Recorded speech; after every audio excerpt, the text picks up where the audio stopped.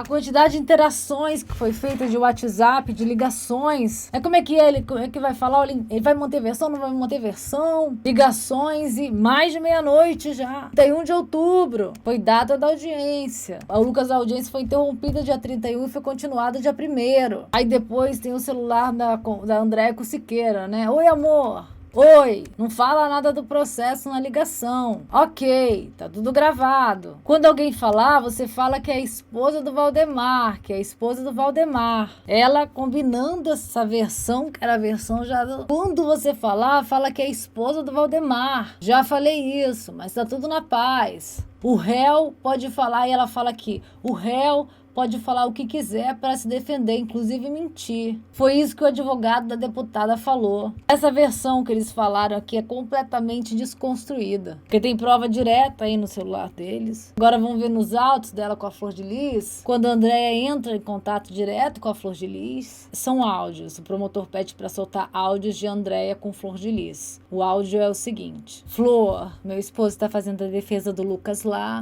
tudo certinho para poder entregar para o advogado segunda-feira. Ele quer saber quantos filhos vão participar da reconstituição. Quantos filhos ficaram contra você e foram pro lado do Misael. Para botar o nome porque ele vai estar relatando. Uma carta gigantesca com tudo certinho, com hora que ele saiu, hora que ele voltou. Tudo certinho para o advogado ver com o que ele vai fazer em relação a isso. Flor, olha só, presta atenção. Eu sei que você tá mal, mas agora é a reta final pra gente tirar você disso. E a gente quer fazer de uma forma que não coloque a sua filha, que não coloque a sua neta e que retire o Flávio de lá. Então vamos focar nessa defesa? Vamos focar, vai lembrando de tudo. Para focar com o que está em aberto na DH. A DH fez essa palhaçada toda, mas ela não chegou na conclusão da motivação, não chegou na conclusão do porquê 30 tiros e o Lucas tem a verdade disso. Então a versão do Lucas vai ser mais convincente do que da DH para o Ministério Público. Meu marido ligou aqui e perguntou quais são as perguntas a mais que quer que bote, que ele vai levar lá pro Lucas, entendeu? Que mais que você quer saber que foi perguntado lá e que não tá claro? A gente já ouviu os áudios, ouviu as vozes, mas eu vou reler aqui diretamente os áudios da Flor de Lis para Andréia. Flor, meu esposo tá fazendo aqui a defesa do Lucas, tá tudo certinho para poder entregar pro advogado na segunda-feira. Ele quer saber quantos filhos vão participar da reprodução, quantos filhos ficaram contra você, como o próprio Misael, para anotar o nome pro próprio Lucas saber o que ele pode falar de útil de cada um deles. Porque ele está relatando uma carta gigantesca com tudo certinho, a hora que ele saiu, a hora que ele voltou, tudo. Para entregar para o advogado fazer relação a isso. Flor, olha só, presta atenção, eu sei que você tá mal, mas tá na reta final. Eu vou te tirar você disso. A gente quer fazer de uma forma que não coloque a sua filha, não coloque a sua neta e que retire o Flávio de lá. Isso é a Andréia falando para a Flor de Lis. Gravado. Então vamos focar nessa defesa, vamos focar, lembrando de tudo, para fazer certinho. Lembrando de tudo para bater certinho com o que está em aberto na DH. Essa então versão do Lucas vai ser mais convincente que a da DH e do Ministério Público. Olha só, meu marido ligou aqui e perguntou quais são as perguntas a mais que quer que eu bote. Ele quer para levar lá pro Lucas. Que mais que você quer saber para perguntar que não está claro? Acho que uma prova cabal, mais direta que essa, é difícil, né? E qual é a consequência dessa prova? É a transferência de R$2.000 da conta da Flor de Lis para o filho da Andréia, que ela usava, porque ela tinha o CPF bloqueado. Ela tinha essa conta, ela usava o cartão R$2.000, 16 de janeiro, 14 de setembro de 2019. Exatamente quando a carta saiu, chegou e foi divulgado. E aí eu acho que a gente tem bastante claro, né, a adesão do Marco Siqueira e da Andréia nesse plano criminoso, desse plano de usar documento falso no processo, de usar documento falso no inquérito, aderência, adesão à organização criminosa, que também participou da adesão, aderência à organização criminosa, o Adriano. O Adriano escolheu ficar do lado que era destruir prova. Do lado de quem quer jogar fora celular, de quem quer formatar celular. o lado de quem quer tacar fogo em papel, em documentos, o lado de quem quer esconder as provas e de quem quer garantir a impunidade. Aí ele falou, a família dividiu em dois lados. Mas, claro, mataram uma pessoa. Lógico. Mataram, deram 10 tiros, 12 tiros, não sei. 30 perfurações. Deixaram lá o corpo esvaecendo em sangue até morrer. Depois levaram o cadáver para o hospital. Deixaram a pessoa... Mataram, assassinaram. Depois de um longo planejamento, uma longa tentativa, várias tentativas de cooptação. Simone de Rayane para pegar a Marzi, para pegar o Lucas. Várias tentativas de envenenamento para tentar levar a carreira da Flor de Lis adiante. E ele sendo envenenado dentro de casa, apunhalado pelas costas, pela própria família, pela própria mulher, pelos privilegiados que são, os filhos privilegiados, que queriam mais privilégio ainda. E o Adriano não apenas levou essa carta, sabendo que essa carta era para montar a versão. Eu vou fazer uma distinção que a gente tem que fazer, o trabalho técnico. O Ministério Público tem interesse, né, nas provas, nos autos. Vou pedir que os senhores reconheçam, em relação ao crime de uso de documento falso, uma atenuante para o Adriano. Efetivamente, a participação dele é de menor importância, né? Que quem praticou, obviamente, o maior ato, o partícipe dessa e autor, né, como por uso de documento falso, é a Flor de Lis. O Flávio, que já foi condenado, e os dois, Marco Siqueira e Andréia. Mas o Adriano contribuiu sim, contribuiu e tem que responder por isso. Agora, a participação dele efetivamente é menor. E eu quero que os senhores reconheçam a participação dele menor nesse crime de uso de documento falso, em relação a ele. São 2 crimes de documento falso no inquérito e no processo. Participou, estava ciente que ia contribuir para a impunidade. Foi mais um ato que ele tentou, que ele fez para contribuir para a impunidade. Já tinha pego o celular do pastor e veio me dizer que nunca viu o celular do pastor. O Luan viu, o Luan é gente boa, meu amigo, eu gosto dele. O Luan disse que viu você com o celular do pastor na mão, falando que ia apagar as mensagens.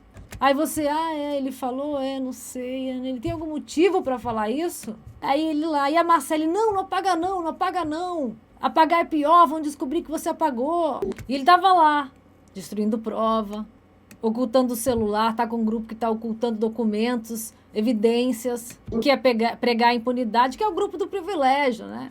É o grupo que tinha lá plano de saúde, colégio particular, que comia salmão, que estava lá com o Macintosh fazendo desenho gráfico e os outros comendo arroz com linguiça. Ele queria manter o privilégio, talvez não à toa. Os sogros dele estavam lá, nos altos cargos. Em Brasília, queriam continuar. Os altos cargos que tinham dependiam da continuidade, da impunidade para continuar oferindo aquela renda que eles tinham lá, não sei se eles faziam alguma coisa ou não. Mas estavam lá, lotados nos gabinetes com cargos comissionados. Então, ele aderiu, sim, a essa associação criminosa. A gente pede que seja reconhecida a adesão dele em relação à associação criminosa, mas em relação ao crime de documento falso, que seja um benefício em relação a ele, em relação à participação menor. Ele levou a carta, mas levou no plano da associação criminosa, no projeto para garantir a impunidade daqueles delitos anteriores. Então o que tem aqui nesse depoimento do Luan, folha 16.747 dos autos? O Adriano ficou sabendo que o Buba traria o telefone e foi até o quarto do casal. O Adriano ficou sabendo que o Buba iria trazer o telefone e foi até o quarto do casal. E o Luan presenciou o momento em que o Buba chegou na casa com o celular do pastor na mão. O telefone de Anderson na mão, senhores. Ele nunca viu. Telefone de Anderson na mão. O Buba chegou no quarto do casal e estava indo na direção de Flor de Lis para entregar o telefone. Aí o Adriano tomou o telefone da mão de Flor de Lis e falou assim: mãe, olha aqui, é eu que vou ver esse telefone primeiro. Aí a Flor de Lis falou: tá, só apaga aquilo que tá lá. Dá um jeito de apagar. Só apaga aquilo que tá lá. Já sabia o que estava lá e quis pegar o telefone. Quis aderir a esse projeto de impunidade que beneficiava ele, né? E os 2 sogros dele lá, né? Em altos cargos no gabinete. Só apaga aquilo que tá lá. E Marcele, a esposa dele, entendia um pouco disso e falou para Flor de Lis que se apagasse aquilo que estava lá seria pior. E o Luan disse para Flor de Lis: mãe, é verdade que a senhora apaga, vão saber. Se a senhora mexer no celular, vão saber. E que Flor de Lis teria baixado a cabeça, permanecido em silêncio enquanto escrevia. Então ela decidiu, ela sumiu com esse celular e nunca mais apareceu. Tentou se desfazer desse celular, jogar no mar. Conseguiu se recuperar alguma coisa, nuvem, nem tudo, mas alguma coisa se conseguiu aí da nuvem do pastor. O celular do Flávio, da própria Flor de Lis, também sumiu na data do crime, nunca mais apareceu. Perguntado como era a mochila, ele falou que a mochila era marrom escura, redonda, que ele carregava os documentos, coisas importantes. E achou estranha a postura de Adriano. E assim que pegou, agora sou eu que vou resolver tudo. E saiu. Então, o Adriano, depois do crime, ainda que não tenha participado do homicídio, ele não está sendo acusado disso. Ele está sendo acusado por ter aderido, posteriormente, à organização criminosa, para garantir a associação criminosa, para garantir aquele projeto de impunidade. E aí é o que a Regiane uma vez falou aqui, olha só, ele mesmo disse aqui, ele expulsou um jornalista. Acabou, ele expulsou o cara, ele começou a falar, ó, o senhor vai embora, acabou essa entrevista. Expulsou da casa dele. O que ele fez para sendo filmado? Faço um adendo aqui que o jornalista era o Domingos Meirelles, um senhor de 80 anos. E então, o que ele fez com a Regiane? Quando a Regiane foi lá para falar do Lucas? Será que a Regiane foi embora e ele não falou nada? Será que ele é mais crível? Uma pessoa que ameaça um jornalista filmado, falar que expulsa, acabou, para de falar isso. Eu não admito, vai embora da minha casa. Sendo filmado, ele faz isso. Imagina o que ele fez com a Regiane, que já não era talvez, né, que defendia o Lucas. O que ele fez com a Regiane? Vai embora daqui! Consequentemente, depois da operação, se explode uma bomba, um artefato caseiro, pá, na casa da Regiane. Aí vão e riscam os carros da oficina dela. Difícil ser dona de oficina se o carro do cliente seu é riscado, né? É complicado. Então, de que lado está o Adriano? O Adriano aderiu a esse projeto. Ele tem uma participação menor nisso, mas ele aderiu ao projeto. Vossa Excelência, não... Oi. A prova nos autos que o Adriano rabiscou o carro da Regiane. Depoimento da Regiane, doutor. Ela prestou aqui hoje, o senhor não ouviu, não? Ela prestou aqui, mas ela não afirmou, doutor, que foi ele que riscou. É evidente, não foi ele, doutor, ele está preso. Mas são os associados. A associação criminosa que está lá, que continua intimidando as testemunhas. Né? Associação criminosa que está lá. Mesmo intimidando as pessoas, mesmo no curso do processo. Testemunhas, riscam carros, matam parente dentro de casa. Ela falou assim, ó, eu tinha medo, eu tinha pânico, se matou o marido, se matou o pai, o que vai fazer comigo? Que não sou ninguém. Várias testemunhas disseram ter medo, a Luana, o Misael, a Raquel, a Regiane, muito medo do que poderia acontecer.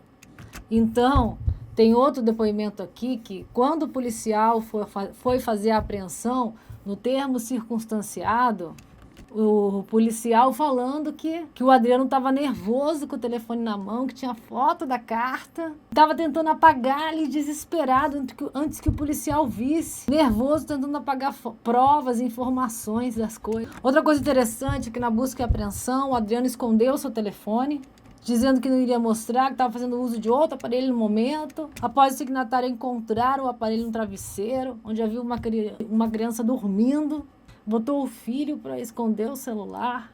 Adriano confessou ser proprietário.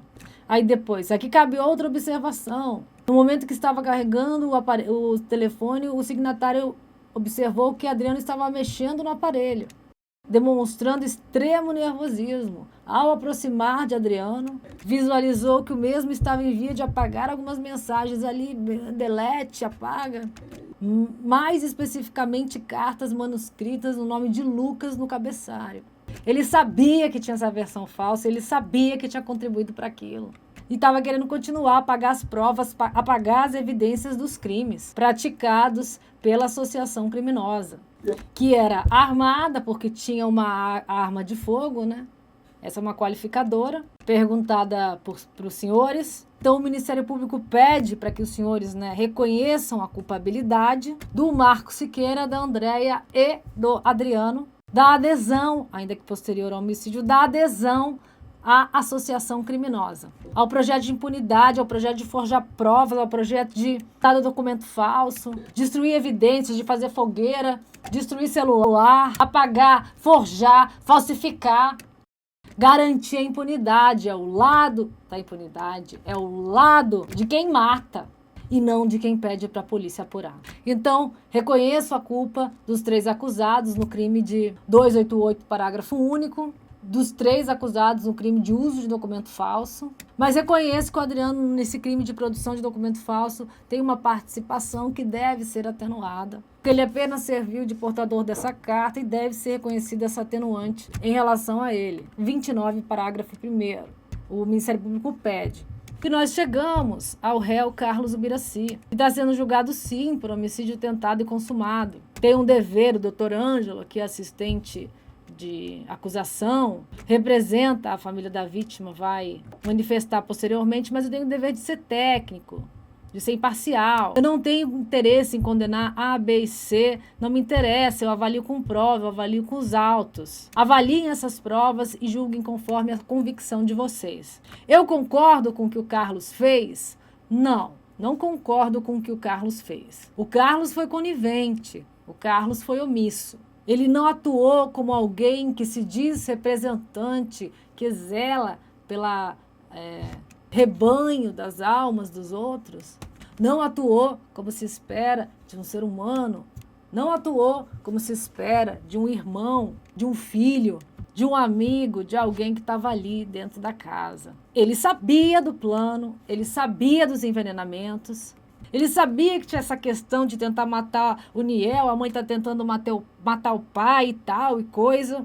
Ele se omitiu, ele não fez nada, ele foi conivente, ele deixou rolar. Ele até avisou o Misael e a Luana, falou, não come nada aí não, porque a mãe está tentando envenenar o pai, tá esquisito isso aí, sei não. Mas eu, Ministério Público, não considero que eu tenha provas suficientes de que ele deu esse aviso para garantir a morte do Anderson. Ele deu porque ele falou, minha mulher quase morreu aí tomando um iogurte, a outra também. Mas cuidado aí com o que vocês forem beber na casa. Eu mesmo não tomo nada que vem daquela geladeira lá do pastor e da Flor de Lis. E não tomo nada aqui no gabinete que seja destinado ao pastor, e porque minha mulher quase morreu e eu, cara, se fosse você, não tomava nada não também. Eu vou dizer que tem provas que ele fez isso para matar o pastor? Não acho que tenha. Eu acho que ele foi omisso, acho que ele foi conivente, acho que ele continuou se omitindo, continuou ali do lado da Flor de Lis. Aí teve seus motivos, enfim.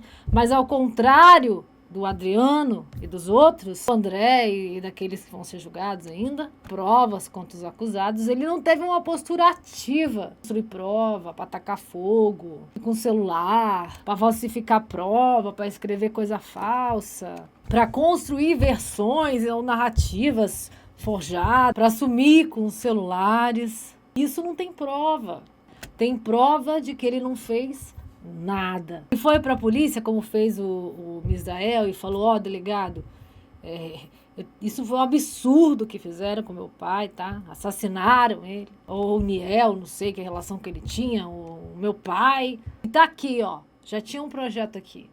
Por favor, apure isso aí. Isso, o Misael devia ter feito até antes, mas tudo bem. Mas depois, no dia seguinte, na delegacia, ele foi lá e pegou o Daniel e falou, a gente sabe disso. Pelo amor de Deus, apurem isso aí. Porque isso é uma barbaridade. Mataram meu pai na casa que ele morava, com 30 perfurações, simulando um assalto. Eles estão dando um monte de versões, cada júri eles estão dando uma versão nova. Já deram 2 vezes versões novas. Eu nunca vi isso.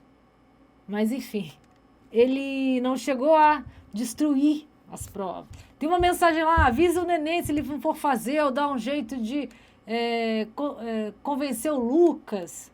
Isso daí é a Flor de Lis falando para alguém falar pro neném fazer, que seria o Carlos. Mas ele não matou nesse dia, ele não morreu nesse dia.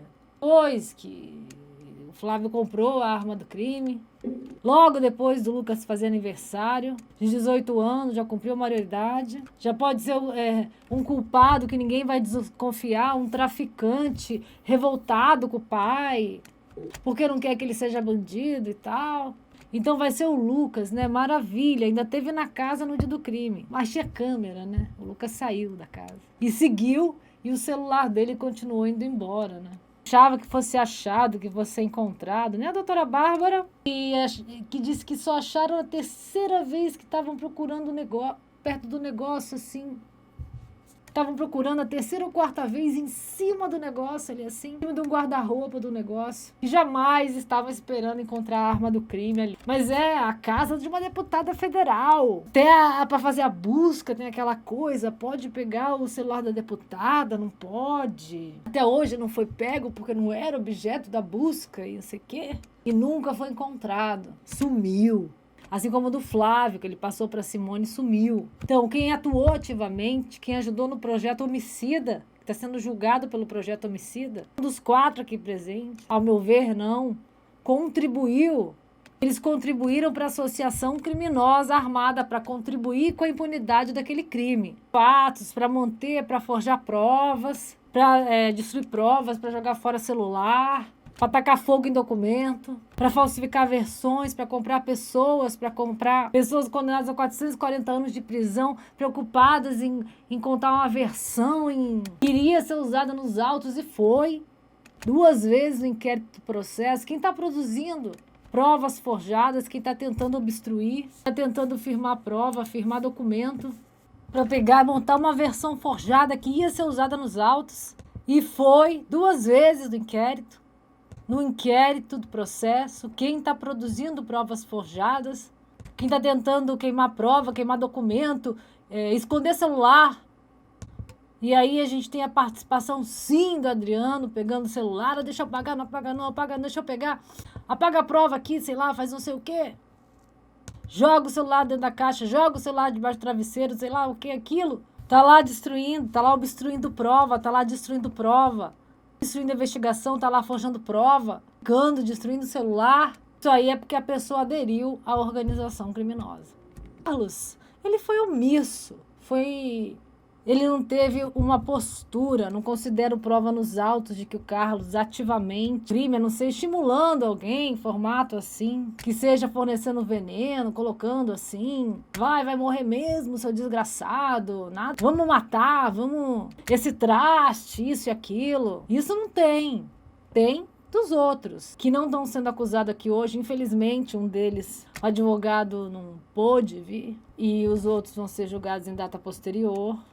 Fora os que já estão condenados, e o executor dos disparos, né, o Flávio, e o Lucas, né, que ajudou na compra da arma para o Flávio 2 dias antes do crime. Então, o Ministério Público, senhor jurado, antes de passar a palavra para o doutor Ângelo, que vai fazer a sustentação dele, que ele vai fazer a sustentação aí da família, como é mais correto. Ele vai pedir a condenação de todo mundo, como ele já adiantou. Mas eu não considero, tecnicamente aqui, a gente tem que ser justo e imparcial. E a gente tem prova para condenar o Adriano, Siqueira e a Andréia na associação criminosa armada. Eles aderiram, posteriormente ao homicídio, sim, mas eles aderiram para garantir a impunidade, para forjar prova. Os 3 estão lá associados, os 3 aderiram à associação criminosa para garantir a impunidade, para garantir que ninguém fosse descobrir, para garantir os cargos lá, dos sogros dele, da Gleice e do Luciano, ganhando lá 10 mil, 15 mil reais lá em Brasília, para fazer nada, não sei, para garantir, continuaram lá associados. O Siqueira e André igualmente, a gente tem os áudios ali, a gente tem a prova, a gente tem documentalmente que ela recebeu, ou seja, participaram desse crime de documento falso, são 2 crimes no inquérito. O Adriano também, a participação dele foi menor, deve ser reconhecida isso, na produção de documento falso deve ser reconhecida a participação menor do Adriano, mas ele participou ativamente da quadrilha aí, obstruindo, eliminando provas, destruindo celular, escondendo, e em relação... o Ministério Público considera que não há provas para condená-lo dos crimes que a ele estão sendo imputados. Ele teria sido omisso, mas não teria praticado atos, a minha visão, Contrário dos outros que jogaram o celular e tal, que é bem comentado nos autos. O Ministério Público aqui é imparcial, a gente não tem interesse, a gente quer ser justo. Quando não tem prova, a gente quer que os senhores absolvam. A gente já tinha pedido do Carlos Ubiraci a impronúncia. Talvez essa impronúncia admitiria que fossem incluídas mais provas, fosse continuadas as investigações, se viessem novas mídias, se viessem novos depoimentos. Mas o julgamento acabou sendo realizado, mesmo com um compromisso inicial. O Poder Judiciário entendeu que era o momento de ser julgado pela sociedade, que a sociedade pudesse decidir, né, quem deles são coniventes, né, até que ponto havia ou não cumplicidade. Então, nós pedimos que os senhores jurados, que os senhores afastem em relação a ele. Muito obrigado, senhores jurados.